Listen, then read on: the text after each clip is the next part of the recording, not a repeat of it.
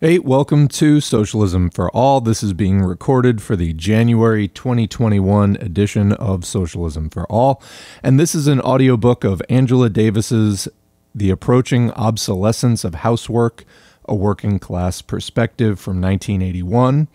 This is Chapter 13 of Davis's book Women, Race, and Class, first published in Great Britain by the Women's Press, 1982, London. Transcribed for Marxists.org by Dominic Tweedy, and copyright Angela Y. Davis. Let's get into the audiobook.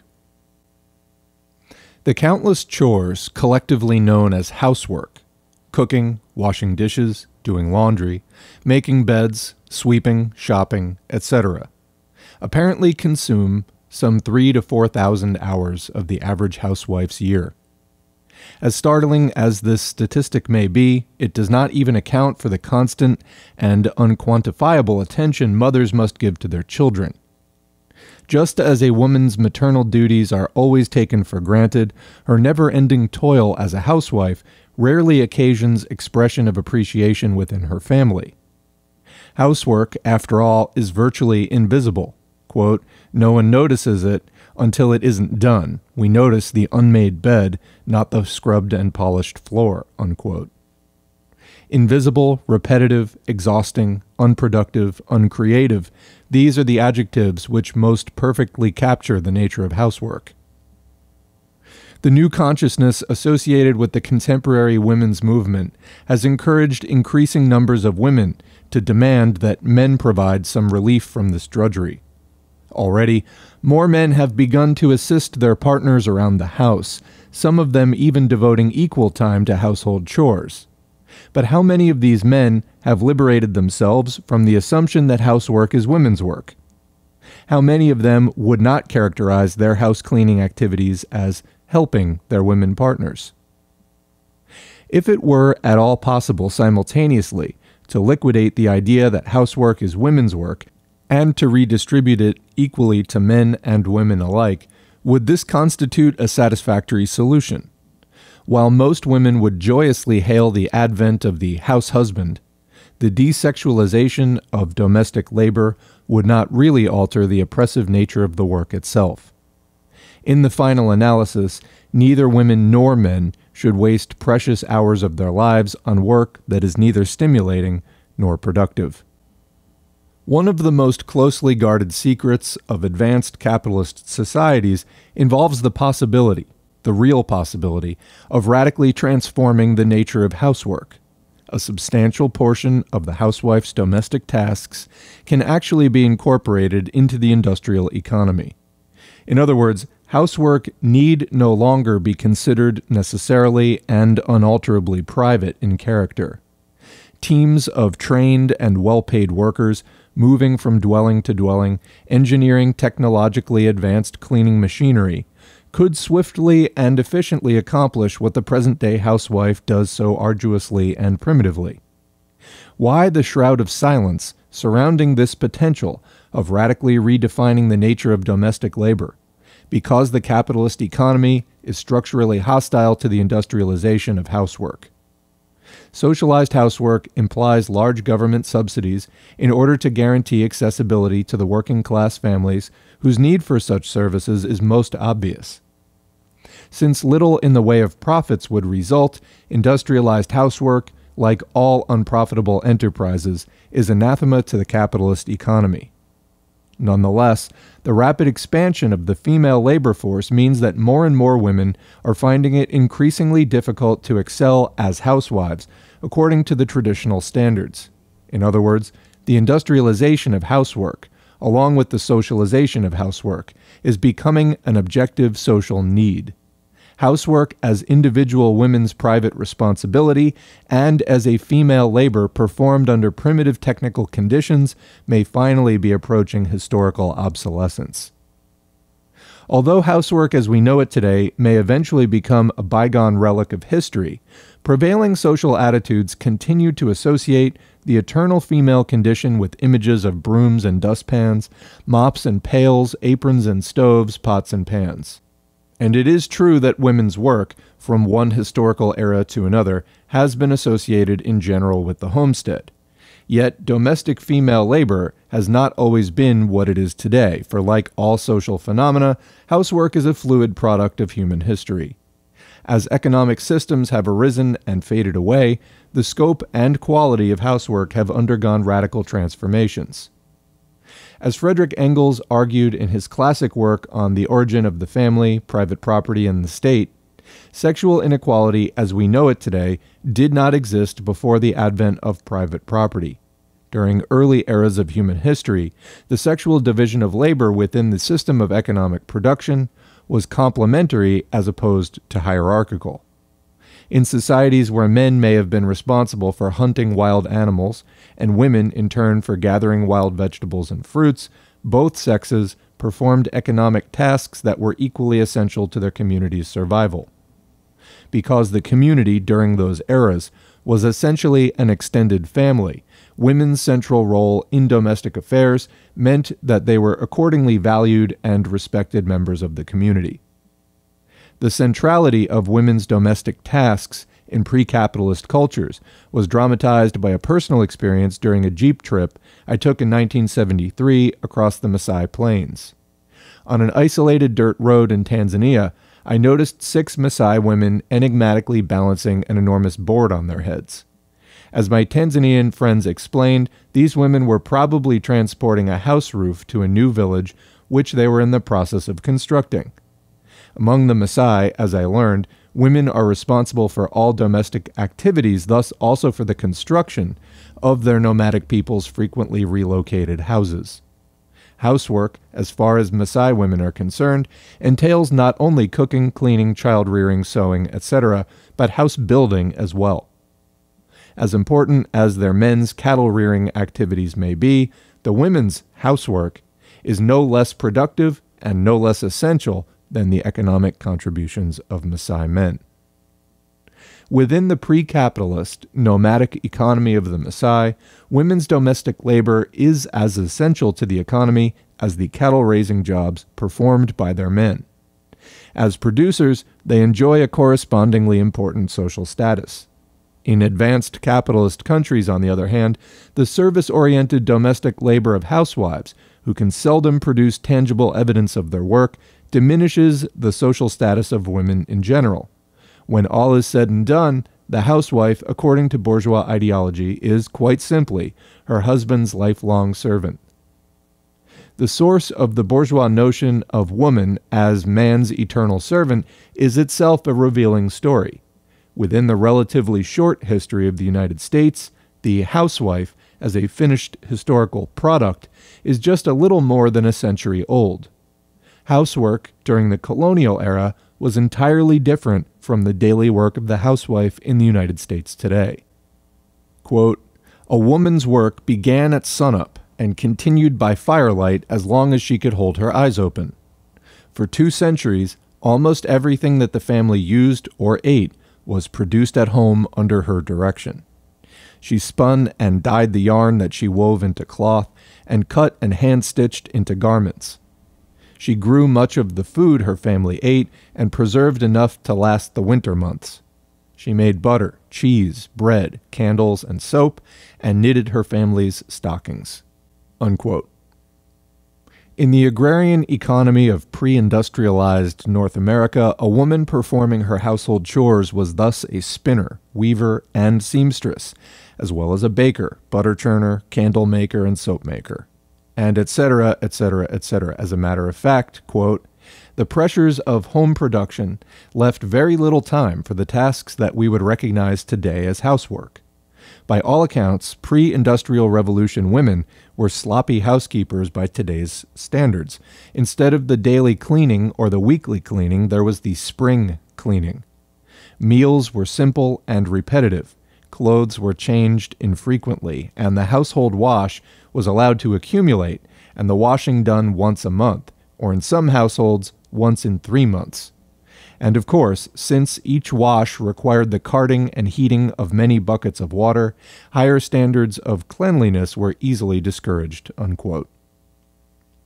Colonial women were not house cleaners or housekeepers, but rather full-fledged and accomplished workers within the home-based economy. Not only did they manufacture most of the products required by their families, they were also the guardians of their families and their community's health. Quote, "It was the colonial woman's responsibility to gather and dry wild herbs used as medicines. She also served as doctor, nurse, and midwife within her own family and in the community," unquote. Included in the United States Practical Recipe Book, a popular colonial recipe book, are recipes for foods as well as for household chemicals and medicines. To cure ringworm, for example, quote, "Obtain some bloodroot, slice it in vinegar, and afterwards wash the place affected with the liquid," unquote. The economic importance of women's domestic functions in colonial America was complemented by their visible roles in economic activity outside the home. It was entirely acceptable, for example, for a woman to become a tavern keeper. Quote, "Women also ran sawmills and grist mills, caned chairs, and built furniture, operated slaughterhouses, printed cotton and other cloth, made lace, and owned and ran dry goods and clothing stores. They worked in tobacco shops, drug shops, where they sold concoctions they made themselves, and general stores that sold everything from pins to meat scales. Women ground eyeglasses, made cards for wool carding, and even were house painters. Often they were the town undertakers," unquote. The post-revolutionary surge of industrialization resulted in a proliferation of factories in the northeastern section of the new country. New England's textile mills were the factory system's successful pioneers. Since spinning and weaving were traditional female domestic occupations, women were the first workers recruited by the mill owners to operate the new power looms. As industrialization advanced, shifting economic production from the home to the factory, the importance of women's domestic work suffered a systematic erosion. Women were the losers in a double sense. As their traditional jobs were usurped by the burgeoning factories, the entire economy moved away from the home, leaving many women largely bereft of significant economic roles. By the middle of the 19th century, the factory provided textiles, candles, and soap. Even butter, bread, and other food products began to be mass-produced. Quote, "By the end of the century, hardly anyone made their own starch or boiled their laundry in a kettle. In the cities, women bought their bread and at least their underwear ready-made, sent their children out to school, and probably some clothes out to be laundered, and were debating the merits of canned foods. The flow of industry had passed on and had left idle the loom in the attic and the soap kettle in the shed." Unquote. As industrial capitalism approached consolidation, the cleavage between the new economic sphere and the old home economy became ever more rigorous. The physical relocation of economic production caused by the spread of the factory system was undoubtedly a drastic transformation. But even more radical was the generalized revaluation of production necessitated by the new economic system. While home-manufactured goods were valuable primarily because they fulfilled basic family needs, the importance of factory-produced commodities resided overwhelmingly in their exchange value, in their ability to fulfill employers' demands for profit. This revaluation of economic production revealed, beyond the physical separation of home and factory, a fundamental structural separation between the domestic home economy and the profit-oriented economy of capitalism. Since housework does not generate profit, domestic labor was naturally defined as an inferior form of work as compared to capitalist wage labor.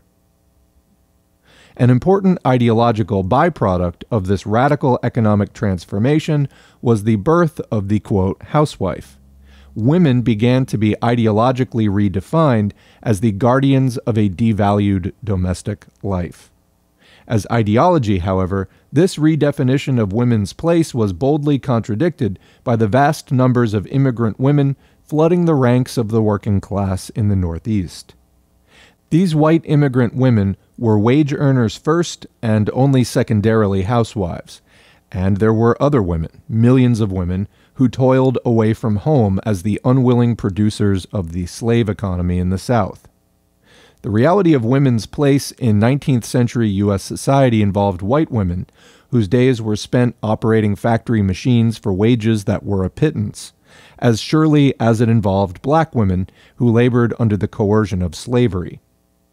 The, quote, housewife reflected a partial reality, for she was really a symbol of the economic prosperity enjoyed by the emerging middle classes.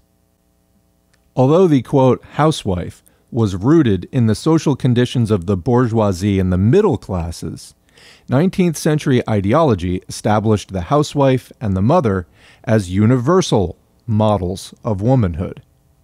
Since popular propaganda represented the vocation of all women as a function of their roles in the home, women compelled to work for wages came to be treated as alien visitors within the masculine world of the public economy. Having stepped outside their, quote, natural sphere, women were not to be treated as full-fledged wage workers. The price they paid involved long hours, substandard working conditions, and grossly inadequate wages. Their exploitation was even more intense than the exploitation suffered by their male counterparts. Needless to say, sexism emerged as a source of outrageous super profits for the capitalists. The structural separation of the public economy of capitalism and the private economy of the home has been continually reinforced by the obstinate primitiveness of household labor. Despite the proliferation of gadgets for the home, domestic work has remained qualitatively unaffected by the technological advances brought on by industrial capitalism. Housework still consumes thousands of hours of the average housewife's year. In 1903, Charlotte Perkins Gilman proposed a definition of domestic labor, which reflected the upheavals which had changed the structure and content of housework in the United States. Quote, "The phrase domestic work does not apply to a special kind of work, but to a certain grade of work, a state of development through which all kinds pass. All industries were once domestic, that is, they were performed at home and in the interests of the family. All industries have, since that remote period, risen to higher stages, except one or two which have never left their primal stage." Unquote. The home, Gilman maintains, quote, "has not developed in proportion to our other institutions." The home economy reveals, quote, "the maintenance of primitive industries in a modern industrial community, and the confinement of women to these industries and their limited area of expression." Unquote. Housework, Gilman insists, vitiates women's humanity. Quote, "She is feminine, more than enough, as man is masculine, more than enough, but she is not human as he is human. The house life does not bring out our humanness, for all the distinctive lines of human progress lie outside." Unquote. The truth of Gilman's statement is corroborated by the historical experience of black women in the United States.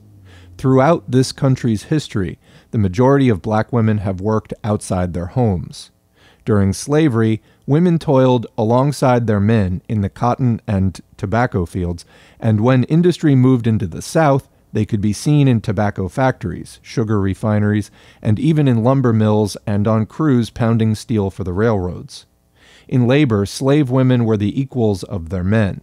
Because they suffered a grueling sexual equality at work, they enjoyed a greater sexual equality at home in the slave quarters than did their white sisters who were, quote, housewives.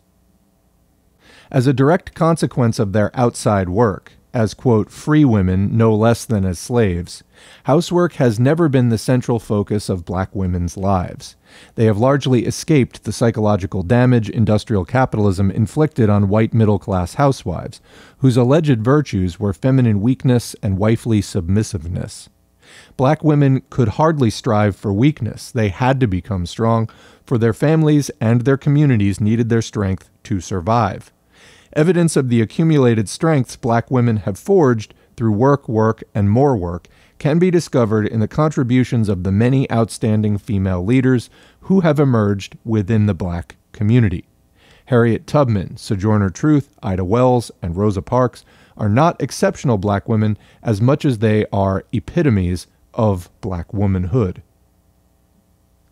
Black women, however, have paid a heavy price for the strengths they have acquired and the relative independence they have enjoyed. While they have seldom been, quote, just housewives, they have always done their housework. They have thus carried the double burden of wage labor and housework, a double burden which always demands that working women possess the persevering powers of Sisyphus. As W.E.B. Du Bois observed in 1920, quote, "Some few women are born free, and some amid insult and scarlet letters achieve freedom. But our women in black had freedom thrust contemptuously upon them. With that freedom, they are buying an untrammeled independence, and dear as is the price they pay for it, it will be in the end worth every taunt and groan." Unquote. Like their men, black women have worked until they could work no more. Like their men, they have assumed the responsibilities of family providers. The unorthodox feminine qualities of assertiveness and self-reliance, for which black women have been frequently praised but more often rebuked, are reflections of their labor and their struggles outside the home. But like their white sisters called, quote, housewives, they have cooked and cleaned and have nurtured and reared untold numbers of children. But unlike the white housewives who learned to lean on their husbands for economic security, black wives and mothers, usually workers as well, have rarely been offered the time and energy to become experts at domesticity. Like their white working-class sisters, who also carry the double burden of working for a living and servicing husbands and children, black women have needed relief from this oppressive predicament for a long, long time. The shortage, if not the absence, of public discussion about the feasibility of transforming housework into a social possibility bears witness to the blinding powers of bourgeois ideology. It is not even the case that women's domestic role has received no attention at all. On the contrary, the contemporary women's movement has represented housework as an essential ingredient of women's oppression. There is even a movement in a number of capitalist countries whose main concern is the plight of the housewife. Having reached the conclusion that housework is degrading and oppressive, primarily because it is unpaid labor, this movement has raised the demand for wages. A weekly government paycheck, its activists argue, is the key to improving the housewife's status and the social position of women in general. The Wages for Housework movement originated in Italy, where its first public demonstration took place in March 1974. Addressing the crowd assembled in the city of Mestre, one of the speakers proclaimed, quote, "Half the world's population is unpaid. This is the biggest class contradiction of all. And this is our struggle for wages for housework. It is the strategic demand. At this moment, it is the most revolutionary demand for the whole working class. If we win, the class wins. If we lose, the class loses." Unquote. According to this movement's strategy, wages contain the key to the emancipation of housewives, and the demand itself is represented as the central focus of the campaign for women's liberation in general. Moreover, the housewife's struggle for wages is projected as the pivotal issue of the entire working class movement. The theoretical origins of the Wages for Housework movement can be found in an essay by Maria Rosa Dalla Costa entitled "Women and the Subversion of the Community." In this paper, Dalla Costa argues for a redefinition of housework based on her thesis that the private character of household services is actually an illusion. The housewife, she insists, only appears to be ministering to the private needs of her husband and children, for the real beneficiaries of her services are her husband's present employer and the future employers of her children. Quote, "The woman has been isolated in the home, forced to carry out work that is considered unskilled, the work of giving birth to, raising, disciplining, and servicing the worker for production. Her role in the cycle of production remained invisible because only the product of her labor, the laborer, was visible." Unquote. The demand that housewives be paid is based on the assumption that they produce a commodity as important and as valuable as the commodities their husbands produce on the job.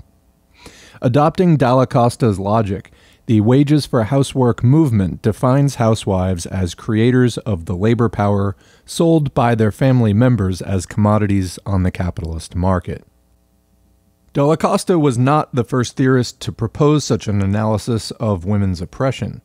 Both Mary Inman's In Women's Self-Defense, 1940, and Margaret Benston's The Political Economy of Women's Liberation, 1969, define housework in such a way as to establish women as a special class of workers exploited by capitalism called housewives. That women's procreative, child-rearing, and housekeeping roles make it possible for their family members to work, to exchange their labor power for wages, can hardly be denied. But does it automatically follow that women in general, regardless of their class and race, can be fundamentally defined by their domestic functions? Does it automatically follow that the housewife is actually a secret worker inside the capitalist production process? If the Industrial Revolution resulted in the structural separation of the home economy from the public economy, then housework cannot be defined as an integral component of capitalist production. It is rather related to production as a precondition. The employer is not concerned in the least about the way labor power is produced and sustained. He is only concerned about its availability and its ability to generate profit. In other words, the capitalist production process presupposes the existence of a body of exploitable workers. Quote, "The replenishment of workers' labor power is not a part of the process of social production, but a prerequisite to it. It occurs outside of the labor process. Its function is the maintenance of human existence, which is the ultimate purpose of production in all societies." Unquote. In South African society, where racism has led economic exploitation to its most brutal limits, the capitalist economy betrays its structural separation from domestic life in a characteristically violent fashion. The social architects of apartheid have simply determined that black labor yields higher profits when domestic life is all but entirely discarded. Black men are viewed as labor units whose productive potential renders them valuable to the capitalist class, but their wives and children, quote, "are superfluous appendages, non-productive, the women being nothing more than adjuncts to the procreative capacity of the black male labor unit," unquote. This characterization of African women as, quote, "superfluous appendages," unquote, is hardly a metaphor. In accordance with South African law, unemployed black women are banned from the white areas, 87% of the country, even in most cases from the cities where their husbands live and work. Side note, for a quick comment from S4A, anytime you come across any of these white nationalists today talking about South Africa, was such a great thing or whatever, no, it was disgusting. And maybe we'll do some more videos on South Africa on this channel because apartheid was insane. All right, getting back to the text. Black domestic life in South Africa's industrial centers is viewed by apartheid supporters as superfluous and unprofitable, but it is also seen as a threat. Quote, "Government officials recognize the homemaking role of the women and fear their presence in the cities will lead to the establishment of a stable black population," unquote. The consolidation of African families in the industrialized cities is perceived as a menace because domestic life might become a base for a heightened level of resistance to apartheid. This is undoubtedly the reason why large numbers of women holding residence permits for white areas are assigned to live in sex-segregated hostels. Married as well as single women end up living in these projects. In such hostels, family life is rigorously prohibited. Husbands and wives are unable to visit one another, and neither mother nor father can receive visits from their children. Quick comment again from S4A. Mind-blowing stuff. Mind-blowing. And also, the whole presence of sex segregation and like a concept like that in the United States, when they were first establishing the colonies, at first they just sent over men to like do work and then send the products back.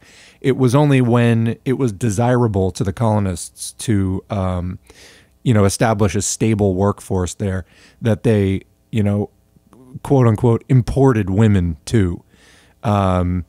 Notions of sex segregation which is, of course, the most blatant kind of, sexism or like sex policing. Anyway, it should be seen as the structural oppression and tool of capital that it is. All right, getting back to the text. This intense assault on black women in South Africa has already taken its toll, for only 28.2% are currently opting for marriage. For reasons of economic expediency and political security, apartheid is eroding with the apparent goal of destroying the very fabric of black domestic life. South African capitalism thus blatantly demonstrates the extent to which the capitalist economy is utterly dependent on domestic labor.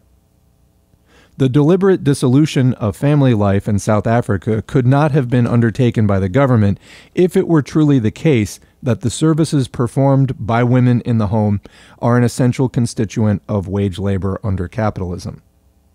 That domestic life can be dispensed with by the South African version of capitalism is a consequence of the private home economy and the public production process which characterizes capitalist society in general. It seems futile to argue that, on the basis of capitalism's internal logic, women ought to be paid wages for housework. Assuming that the theory underlying the demand for wages is hopelessly flawed, might it not be nonetheless politically desirable to insist that housewives be paid? Couldn't one invoke a moral imperative for women's right to be paid for the hours they devote to housework? The idea of a paycheck for housewives would probably sound quite attractive to many women, but the attraction would probably be short-lived, for how many of those women would actually be willing to reconcile themselves to deadening, never-ending household tasks all for the sake of a wage? Would a wage alter the fact, as Lenin said, that, quote, petty housework crushes, strangles, stultifies, and degrades the woman, chains her to the kitchen and to the nursery, and wastes her labor on barbarously unproductive, petty, nerve-wracking, stultifying, and crushing drudgery, unquote. It would seem that government paychecks for housewives would further legitimize this domestic slavery. Is it not an implicit critique of the wages for housework movement that women on welfare have rarely demanded compensation for keeping house? Not, quote, wages for housework, but rather a, quote, guaranteed annual income for all, is the slogan articulating the immediate alternative they have most frequently proposed to the dehumanizing welfare system. What they want in the long term, however, is jobs and affordable public child care. The guaranteed annual income functions, therefore, as unemployment insurance pending the creation of more jobs with adequate wages, along with subsidized systems of child care. The experiences of yet another group of women reveal the problematic nature of the, quote, wages for housework strategy. Cleaning women, domestic workers, maids, these are the women who know better than anyone else what it means to receive wages for housework. Their tragic predicament is brilliantly captured in the film by Ousmane Sembène entitled La Noire de. The main character is a young Senegalese woman who, after a search for work, becomes a governess for a French family living in Dakar. When the family returns to France, she enthusiastically accompanies them. Once in France, however, she discovers she is responsible not only for the children, but for cooking, cleaning, washing, and all the other household chores. It is not long before her initial enthusiasm gives way to depression, a depression so profound that she refuses the pay offered her by her employers. Wages cannot compensate for her slave-like situation. Lacking the means to return to Senegal, she is so overwhelmed by her despair that she chooses suicide over an indefinite destiny of cooking, sweeping, dusting, scrubbing. In the United States, women of color, and especially black women, have been receiving wages for housework for untold decades. In 1910, when over half of all black females were working outside their homes, 1/3 of them were employed as paid domestic workers. By 1920, over 1/2 were domestic servants, and in 1930, the proportion had risen to 3 out of 5. One of the consequences of the enormous female employment shifts during World War II was a much welcomed decline in the number of black domestic workers. Yet in 1960, 1/3 of all black women holding jobs were still confined to their traditional occupations. It was not until clerical jobs became more accessible to black women that the proportion of black women domestics headed in a definitely downward direction. Today, the figure hovers around 13%. The enervating domestic obligations of women in general provide flagrant evidence of the power of sexism. Because of the added intrusion of racism, vast numbers of black women have had to do their own housekeeping and other women's home chores as well. And frequently, the demands of the job in a white woman's home have forced the domestic worker to neglect her own home and even her own children. As paid housekeepers, they have been called upon to be surrogate wives and mothers in millions of white homes. During their more than 50 years of organizing efforts, domestic workers have tried to redefine their work by rejecting the role of the surrogate housewife. The housewife's chores are unending and undefined. Household workers have demanded, in the first place, a clear delineation of the jobs they are expected to perform. The name itself of one of the houseworkers' major unions today, Household Technicians of America, emphasizes their refusal to function as surrogate housewives whose job is, quote, just housework. As long as household workers stand in the shadow of the housewife, they will continue to receive wages which are more closely related to the housewife's, quote, allowance than to a worker's paycheck. According to the National Committee on Household Employment, the average full-time household technician earned only $2,372 in 1976, 2/3 of them earning under $2,000. Although household workers had been extended the protection of the minimum wage law several years previously, in 1976, an astounding 40% still received grossly substandard wages.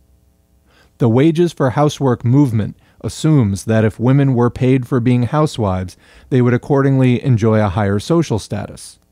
Quite a different story is told by the age-old struggles of the paid household worker, whose condition is more miserable than any other group of workers under capitalism. Over 50% of all U.S. women work for a living today, and they constitute 41% of the country's labor force. Yet countless numbers of women are currently unable to find decent jobs. Like racism, sexism is one of the great justifications for high female unemployment rates. Many women are, quote, just housewives because in reality they are unemployed workers. Cannot, therefore, the, quote, just housewife role be most effectively challenged by demanding jobs for women on an equal level of equality with men and by pressing for social services, childcare, for example, and job benefits, maternity leaves, etc., which will allow more women to work outside the home. The wages for housework movement discourages women from seeking outside jobs, arguing that, quote, slavery to an assembly line is not liberation from slavery to the kitchen sink, unquote. The campaign's spokeswomen insist, nonetheless, that they don't advocate the continued imprisonment of women within the isolated environment of their homes. They claim that while they refuse to work on the capitalist market per se, they do not wish to assign to women the permanent responsibility for housework. As a U.S. representative of this movement says, quote, we are not interested in making our work more efficient or more productive for capital. We are interested in reducing our work and ultimately refusing it altogether. But as long as we work in the home for nothing, no one really cares how long or how hard we work. For capital only introduces advanced technology to cut the costs of production after wages gains by the working class. Only if we make our work cost, i.e., only if we make it uneconomical, will capital, quote, discover the technology to reduce it. At present, we often have to go out for a second shift of work to afford the dishwasher that should cut down our housework, unquote. Once women have received the right to be paid for their work, they can raise demands for higher wages, thus compelling the capitalists to undertake the industrialization of housework. Is this a concrete strategy for women's liberation, or is it an unrealizable dream? How are women supposed to conduct the initial struggle for wages?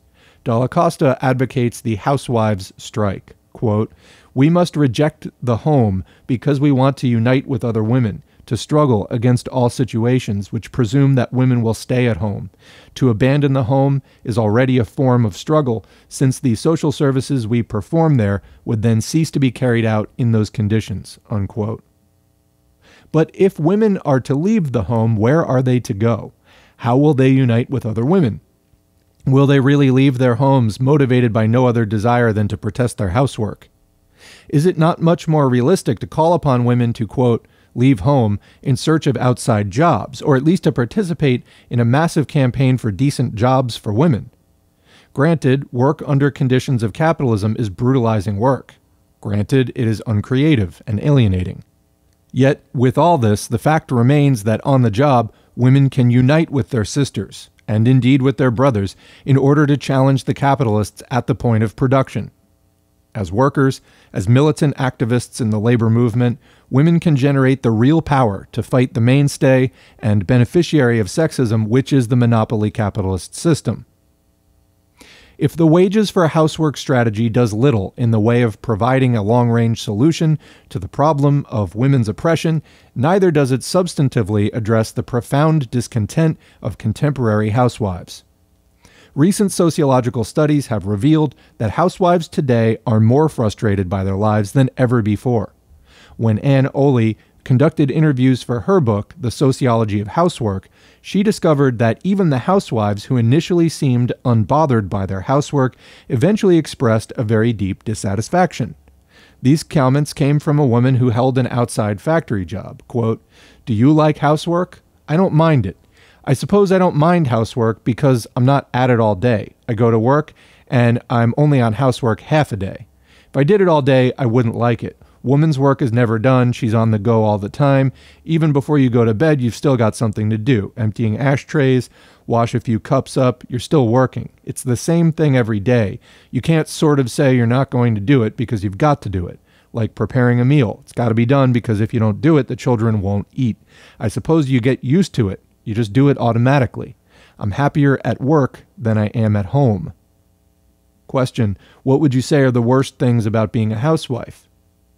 I suppose you get days when you feel you get up and you've got to do the same old things. You get bored. You're stuck in the same routine. I think if you ask any housewife if they're honest, they'll turn around and say they feel like a drudge half the time. Everybody thinks when they get up in the morning, oh no, I've got the same old things to do today till I go to bed tonight. It's doing the same things. Boredom, unquote. Would wages diminish this boredom? This woman would certainly say no. A full-time housewife told Oakley about the compulsive nature of housework. Quote, "The worst thing is, I suppose, that you've got to do the work because you are at home. Even though I've got the option of not doing it, I don't really feel like I could not do it because I feel I ought to do it." Unquote. In all likelihood, receiving wages for doing this work would aggravate this woman's obsession. Oakley reached the conclusion that housework, particularly when it is a full-time job, so thoroughly invades the female personality that the housewife becomes indistinguishable from her job. Quote, "The housewife, in an important sense, is her job. Separation between subjective and objective elements in the situation is therefore intrinsically more difficult." Unquote. The psychological consequence is frequently a tragically stunted personality, haunted by feelings of inferiority. Psychological liberation can hardly be achieved simply by paying the housewife a wage. Other sociological studies have confirmed the acute disillusionment suffered by contemporary housewives. When Myra Ferry interviewed over 100 women in a working community near Boston, almost twice as many housewives as employed wives said that they were dissatisfied with their lives. Needless to say, most of the working women did not have inherently fulfilling jobs. They were waitresses, factory workers, typists, supermarket and department store clerks, etc. Yet their ability to leave the isolation of their homes, quote, "getting out and seeing other people," unquote, was as important to them as their earnings. Would the housewives who felt they were, quote, "going crazy staying at home," welcome the idea of being paid for driving themselves crazy? One woman complained that, quote, "staying at home all day is like being in jail," unquote. Would wages tear down the walls of her jail? The only realistic escape path from this jail is the search for work outside the home. Each one of the more than 50% of all U.S. women who work today is a powerful argument for the alleviation of the burden of housework. As a matter of fact, enterprising capitalists have already begun to exploit women's new historical need to emancipate themselves from their roles as housewives. Endless profit-making fast food chains like McDonald's and Kentucky Fried Chicken bear witness to the fact that more women at work means fewer daily meals prepared at home. However unsavory and unnutritious the food, however exploitative of their workers, these fast food operations call attention to the approaching obsolescence of housework. What is needed, of course, are new social institutions to assume a good portion of the housewife's old duties. This is the challenge emanating from the swelling ranks of women in the working class. The demand for universal and subsidized childcare is a direct consequence of the rising number of working mothers. And as more women organize around the demand for more jobs, for jobs on the basis of full equality with men, serious questions will increasingly be raised about the future viability of women's housewife duties. It may well be true that, quote, slavery to an assembly line is not in itself, quote, liberation from the kitchen sink. But the assembly line is doubtlessly the most powerful incentive for women to press for the elimination of their age-old domestic slavery. The abolition of housework as the private responsibility of individual women is clearly a strategic goal of women's liberation. But the socialization of housework, including meal preparation and childcare, presupposes an end to the profit motive's reign over the economy. The only significant steps toward ending domestic slavery have in fact been taken in the existing socialist countries. Working women, therefore, have a special and vital interest in the struggle for socialism. Moreover, under capitalism, campaigns for jobs on an equal basis with men, combined with movements for institutions, such as subsidized public health care, contain an explosive revolutionary potential. This demand calls into question the validity of monopoly capitalism and must ultimately point in the direction of socialism. So that is it for the audiobook, end of the audiobook right there. What did you think? Leave a comment below, and otherwise, thanks for listening. And that's the video. Thanks to our current patrons whose names are on the screen. If you'd like to get your name on the screen or just support us financially, you can go to patreon.com/socialismforall and sign up for a monthly donation. You can also follow us at facebook.com/socialism4all. Used to have a page at FOR all, and it got throttled to death by Zuck. Here on YouTube, please click the like button, subscribe button, and the notifications bell. Please leave a comment if you can, and please share our video wherever you're online, your Twitter feed, your Discord servers, Reddit subs, etc. All of that helps more people to see this content, whether it's in the YouTube algorithm or just posting it on other sites. All of that's helpful. All of you out there supporting and promoting this content makes it all go that much more smoothly. We need to end capitalism, normalize talking about socialism today, and it's really kind of our only hope for a better tomorrow. Thanks for all you do, and we will catch you in the next video.